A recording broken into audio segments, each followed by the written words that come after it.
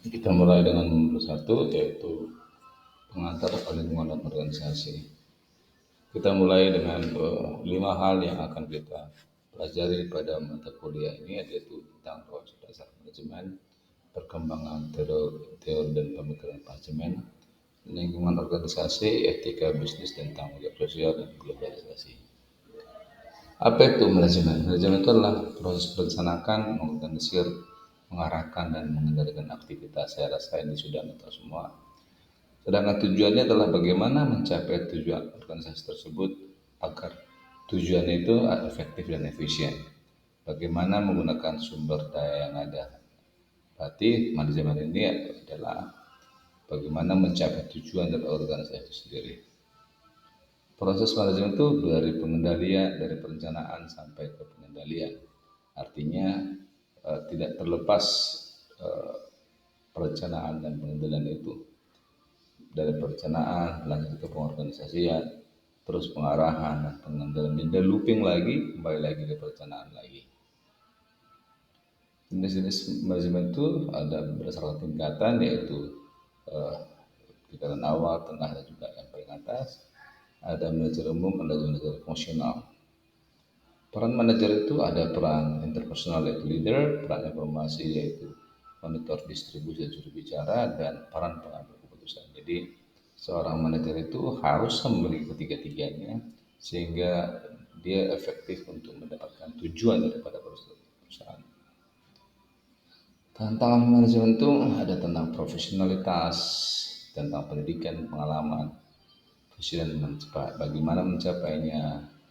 Ada globalisasi yang perubahan yang sangat drastis dan etika dan tanggung jawab sosial. Teori manajemen klasik itu ada beberapa, tapi kita bahas dua di sini, yaitu yang dikeluarkan Robin Owen, yaitu di mana peranan pekerja sangat penting. Pekerja merupakan sumber daya atau aset perusahaan dan pekerja bangga jika prestasi tersebut diumumkan.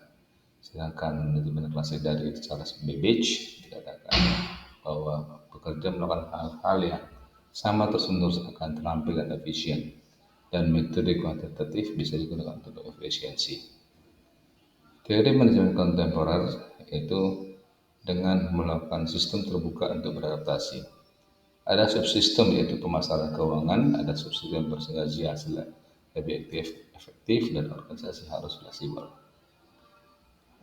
Aliran sistem yaitu tentang input, proses, dan output. Nah, artinya ketika lakukan sebuah input, maka outputnya itu juga harus sesuai dengan proses yang dibuat. Artinya bahwa tidak boleh satu pun ditinggalkan, input dan proses harus sama baiknya. Yang kedua, bagaimana pengendalian dan feedback supaya memastikan sesuainya segala sesuatu sesuai dengan rencana. Dan terakhir adalah organisasi yang tidak bisa mengolah feedback tidak akan bisa beradaptasi, maka dia organisasi tersebut akan mati. 3 hal yang bisa dikatakan oleh Ford bahwa organisasi bisa bertahan jika dia bisa membangun nilai bersama, bisa membantu karya untuk mencapai tujuan, dan bisa saling adaptasi terhadap perubahan. Lingkungan organisasi itu lingkungan tidak langsung dan lingkungan eksternal langsung. Sedangkan model hubungan dengan organisasi yaitu organisasi kompleks, maka lingkungan dinamis, yang artinya ada ketidakpastian tinggi. Sedangkan organisasi sederhana itu lingkungan statis dan berarti ketidakpastian itu rendah. Lingkungan sangat mempengaruhi ketidakpastian atau risikonya.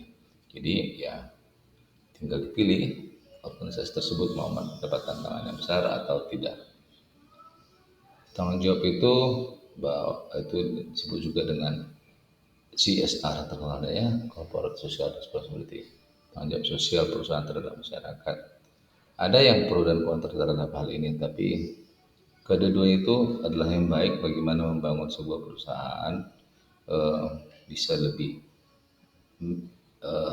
berhubungan dengan masyarakat sehingga masyarakat juga mendapatkan keuntungan dari perusahaan dan perusahaan juga mendapatkan keuntungan dari masyarakat. Itu tujuan CSR sebenarnya. Globalisasi bagi dampak organisasi, waktu yang semakin cepat, penyebaran informasi semakin cepat, tanpa ada batas, Kalau organisasi tidak bisa beradaptasi, maka ia akan kalah. Pemenangnya adalah yang paling cepat merespon perubahan. Jadi artinya globalisasi sesuatu yang tidak bisa dihindarkan. Nah, terakhir adalah perusahaan multinasional, yaitu perusahaan yang beroperasi di beberapa negara, optimalisasi sumber daya sedunia, dan setiap negara memiliki keunggulan kompetitif. Baik sedang kita kerja, tentang bahasa profesional misalnya, tambahan bakunya, tentang teknologi dan segala macamnya. Artinya setiap negara itu tidak bisa dikatakan lebih unggul daripada yang lainnya karena mereka punya keunggulan masing-masing. Demikianlah mata kuliah hari ini. Kita akan lanjutkan lagi pada sesi berikutnya. Saya harapkan Anda bisa mengulang lagi untuk dapat memahaminya dan bisa membaca buku digital yang telah Anda dapatkan. Terima kasih. Sampai jumpa.